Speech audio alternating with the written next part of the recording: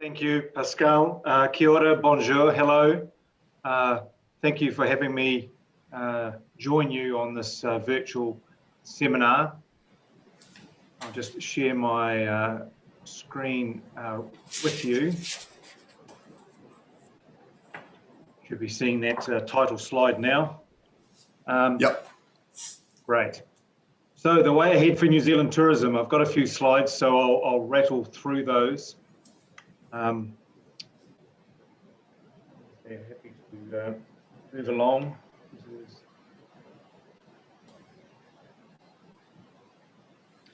Right.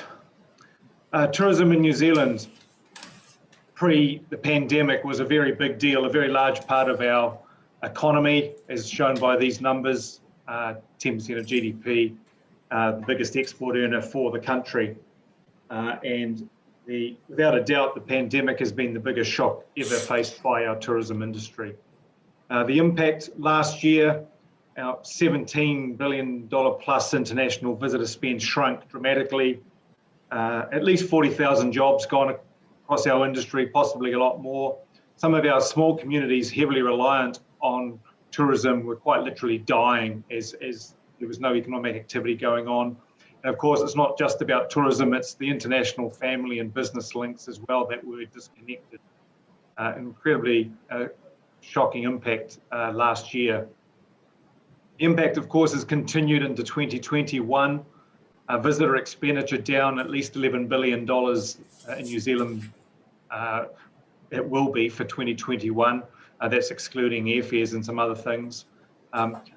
We're reasonably lucky. Our domestic aviation network is back operating at 87% of capacity, and I believe only China and possibly the USA have a more active domestic network operating. So most of our connections internally are there. 80% of our hotel rooms are available. The ones that are not are being used for managed self-isolation, and a few have closed and stay closed. About a third of our coach operators are off the road and not running, and those that are running are only running at about 10% loading. Our surveys show that about 4 out of 10 jobs have gone across our sector, so down about 40% of employment. And our survey also shows that average revenues in the tourism industry are about half of what they were, down on average 48%. And rental car and camper fleets are below half of what they were in terms of available vehicles. That's actually going to be a problem as tourism recovers because there's a worldwide delay in getting new vehicles. So we are going to face some shortages in responding to demand when it returns. But till very recently, of course, international visitation was down by 98%. What has changed is the Trans-Tasman bubble, and this is the daily international arrivals and departures across the Tasman. You can see up until the 19th of April, we just had the New Zealanders returning and coming into self-isolation or quarantine, around about 300-400 people a day coming into the country or leaving. That jumped up to close to 5,000 arrivals on those first couple of days when the Tasman opened. It settled down at about 3,000. The arrivals now are facing another hiccup with Victoria into lockdown, and so no flights coming in from Melbourne at the moment. So those numbers will fall off when the latest figures are available. So the current situation, that was the current situation and the past year, very, very quickly. As an industry, we're looking forward to what the road ahead may entail. So we had a significant event only a few weeks ago, the Trends Hui or meeting in Christchurch. We believe the largest business event to happen in New Zealand in the past 12 months. Over 700 people came together to discuss where tourism was heading. I think in a lot of countries still having gatherings of this size, as shown on the left there, is not possible. We didn't all fall over and collapse as shown on the right. That was one of the workshops where those people are actually meditating because one of the workshops was about self-awareness and looking after oneself as well as the customers and your employees. But it was a very successful gathering of the industry to think about the road ahead. And we captured some of that with an artist who was capturing the discussions as they happened, just another way to record the discussions. And this is just one of the many pieces he did, showing some of the issues that were being discussed and were being captured live there around community engagement, safety, culture, careers, accountability, media, et cetera, et cetera, et cetera. So really a lot of ideas coming out of the industry being captured. What we were interested in looking at was the roadmap. What is the road ahead? We know where we are now. Where do we want to go? What are the potential roadblocks that will stop us getting to where we want to get to? That requires us to take a stock take, to get some insight, data research, consider various scenarios and what interventions might be required so that we follow the road that we want to follow. We believe, and we identified some significant global factors which will largely determine the way ahead for New Zealand and the way ahead for other countries. So will we have a slow recovery of tourism or a fast recovery? The first of those global factors is the state of the virus globally. Are we now turning the tide, or will there be a long, ongoing global outbreak of COVID-19? The state of the virus here in New Zealand. Will we achieve herd immunity quite quickly? The government's aiming to do that by the end of the year, or will we have a delayed herd immunity or not even achieve it? The general geopolitical situation, not so much COVID related, but the general unrest and the bad stuff that happens around the world all the time. What could happen with regard to that geopolitical situation and its impact on tourism? What will be the demand for travel after COVID? We've seen plenty of research, plenty of surveys suggesting there's a very strong pent-up demand to travel again to New Zealand. All the surveys are suggesting that. But what will the changes and preferences actually be when the chance to travel comes? Will people who are currently saying, yes, I want to get on a plane and travel to New Zealand, will they be reticent about that when they get the chance? Will they put safety first and actually not travel? And will there be planes to fly on? What will be the state of the global air connectivity? So many planes taken out of the air, pilots and crew laid off. What will all the airlines do when it comes, the opportunity comes to put flights back on again? How quickly will they scale up to meet demand? So these global factors are really going to impact on how tourism recovers here in New Zealand and, of course, in other destinations. So we did think that we would be able to come up with a scenario, the most likely scenario for the next 18 months. We realized that that was going to be too difficult because of the spread. So what we've come up with is the wedge of uncertainty. So this is based on visitor spend in New Zealand. The most optimistic sees that visitor spend returning to pre-COVID levels by 2024. The most pessimistic sees them staying very, very low out to 2024. But those two numbers are so far ahead that the range is massive. So it's this huge wedge of potential futures. And the reason we have a wedge, some of the reasons are listed there: the situation in India, the new outbreak we have in Melbourne, and other incidents we've had, the community cases in Fiji. These things come along every week and add to that degree of uncertainty. So at the moment, we have this very large wedge, and what we'll try to do is track it over time and narrow the wedge. Ideally, it moves up rather than at the lower level, but for now, it's a very wide range that we're contemplating. We also wanted to identify what were the main roadblocks to getting on this road to recovery, and we've identified 3 themes. The first one is workforce. I've already mentioned that the numbers employed in the workforce are down by 40%, but already we're struggling to find staff to bring back into our workforce. So the workers we've let go have been absorbed into the New Zealand economy. The economy is going well other than for tourism. So our workers who are highly sought after, having left tourism, have been snapped up by other industries, and they're not there to come back to us. That's becoming more and more obvious as the days go by. Other sectors are competing for our staff, and now we have the Tasman open, and Australia is competing for our staff. There are sign-on bonuses of up to $2,500 to go across to Australia and take jobs there. So we really do face a problem finding staff.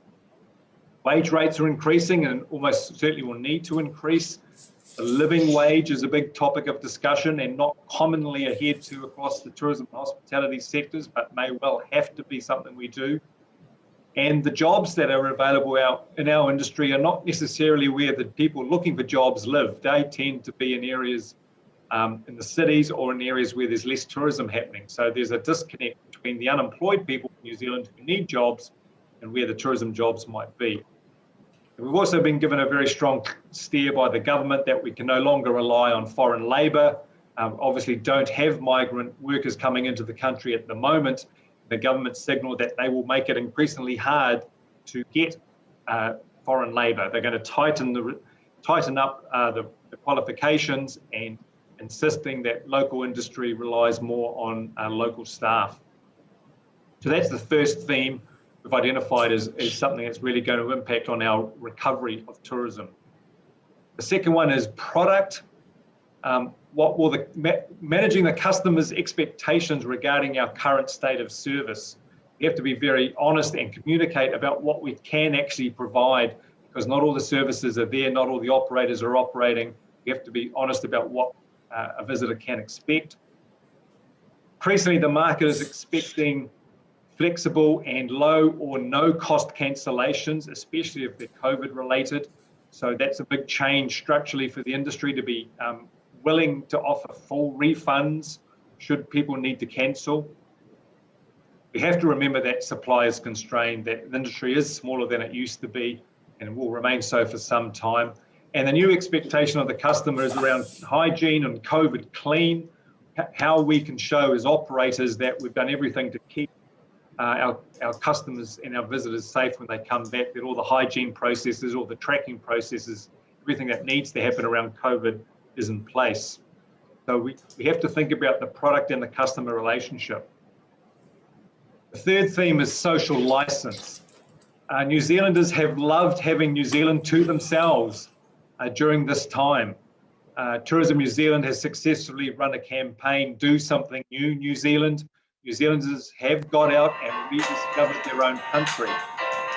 And that is a major issue for us in terms of managing the return of visitors. We've got the Australians back here now. They're sort of like our cousins. They're not too different from us, so we're pretty reasonably tolerable about Australians. We'll give them a bit of a hard time, but when we have visitors coming in from other countries, how will New Zealanders respond? We did have a little bit of the too many tourist issues starting to crop up in New Zealand pre-COVID. That will now also have the, could those tourists be risking my health? Could they be bringing COVID into the country? So that's another issue to deal with. We had infrastructure issues in some of our most popular destinations before COVID. Not much has really happened to address those infrastructure deficits at a time when we should be getting on with it and solving those problems now before the tourists come back. The issues that were there around visitor drivers, freedom campers behaving badly, traffic congestion, they've actually still been happening even though we've only got domestic visitors, but they will be sheeted back to international visitors when they come back. And right now there is a recognition that our sector, tourism, is doing it really tough, but that won't let us off the hook on those social license issues. The public will expect a high standard. So what do we do about those three big issues? Well, for businesses, they've got to watch the wedge to see what the future holds for them, be ready for a roller coaster ride. At the moment, take advantage of the Australian leisure visitors. They need to make sure that they're an attractive employer, that they've got a strategy to get Kiwis into their workforce and lessen their reliance on those overseas workers, and perhaps collaborate with other employers. With the product, they need to be honest about what they can deliver. They need to reduce the risk for customers with those cancellation programs and need to have COVID hygiene plans in place. They need to keep welcoming domestic visitors, align their brands and values very much with their local communities, get the communities on board as the big champions for those tourism products. And participate in the local DMP, the Destination Management Plan process, which is happening at speed here in New Zealand, trying to get regional destination management plans in place, and tourism operators need to get involved in. And for the industry as a whole, we need to lobby government to get us access to some migrant labour because we can't fill all the jobs with New Zealanders. We need to expand work already happening to get New Zealanders to go with tourism as a career and work with unions and government. We need to work on some government incentives around product, and we need to keep working hard on the social licence, responding to issues and getting some things done around social licence issues, and try to lead the action, not just leave it over to government. That's not the right approach. We need to be at the front of these decisions and setting the recovery path. Because we've come out of a tunnel in 2020. It does feel like we've gone into another tunnel in 2021, but there is light at the end of the second tunnel. There is a road ahead, and we want to try to influence that road, clear the roadblocks, and make sure that there is a successful return of tourism in New Zealand, Aotearoa. Thank you. Well, thanks very much, Chris, for this fascinating presentation. You have cartoonists which are extremely gifted. The sort of paperboard of your seminar and the final tunnel images are incredibly telling. And this is where I recognize this sort of specific, long-rooted Kiwi capacity for drawing, for putting pictures. This comes from very far in your country. So all in all, nothing that contradicts what we've heard yesterday in terms of a large variety of scenarios, most of which are still very unclear, and a lot of preparation with conditions, including on the labor market, which would not come to mind normally when talking about this problem of recovery, and which are serious constraints. I suggest we keep the questions for our panelists for after the presentation. Let's move now to another island, which is a bit further away, eastwards, French Polynesia, Jean-Marc Mosselin, who's the Director General of Tahiti Tourism. Jean-Marc, floor is yours.